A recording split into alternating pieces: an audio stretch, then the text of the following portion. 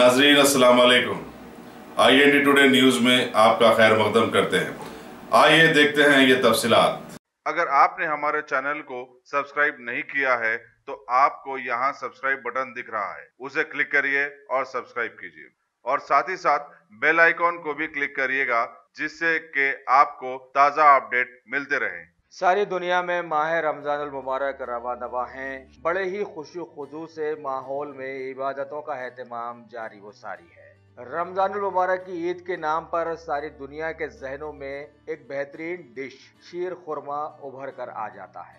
इस डिश में सेवइयाँ इस्तेमाल में लाई जाती हैं। हमारे मुल्क में बहुत सारे रियासतों में रियासत तेलंगाना का सदर मुकाम हैदराबाद बेहतरीन पकवानों में बड़ा ही नुमाया मुकाम हासिल किए हुए है, जिसमें रमज़ान मुबारक की ईद के मौके पर बनाया जाने वाला शीर खुरमा ऐसा साबित हुआ है कि लोग उसके इंतजार में सालों साल इंतजार करते आए हैं। इस साल भी ईद रमज़ान बिल्कुल करीब है। सेवियों के कारीगर अपनी काविशों में जुटे हुए हैं, लेकिन इस बार GST और नोटबंदी की बेवकूफ़ियों से जूझ रहे अधमरे हमारे मुल्क के ये सेवियों के कारोबारी भी बहुत ज़्यादा मुतासिर नज़र आ रहे हैं। इनका कारोबार साल में एक बार ही हरकत में आता है और ये कोशिश भी करते हैं कि ज़्यादा से ज़्यादा लोगों तक इनकी मेहनत पहुंच सके, लेकिन इनके बयान के मुताबिक अभी GST ने इनके कारोबार का दम तोड़ दिया है। इस बात पर इनके दूसरे साथी ने रेग लुकमा लगाया कि भाई GST ने सिर्फ कारोबार का ही नहीं, इंसानी कमर को ही तोड़कर रख दिया है। बहरहाल जमहूरियत में आवाम को समझ लेना चाहिए कि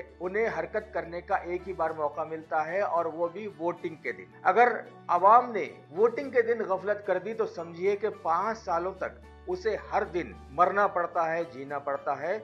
और अगर ये आवाम हमेशा जहनों में रखती है तो इसमें आवाम की भलाई है।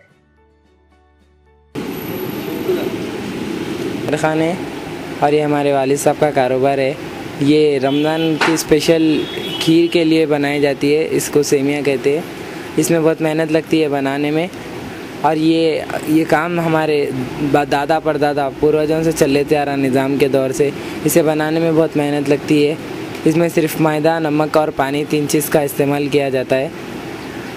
ये सिर्फ रमज़ान की ईद के दिन शीरखुरमा पीने के लिए ख़ास उसी दिन के लिए ये तैयार किए जाते हैं। ये रमज़ान से 1 महीना 2 महीना पहले चालू कर देते हैं, इसकी शुरुआत कर देते हैं ताकि लोगों को मार्केट में मिल सके।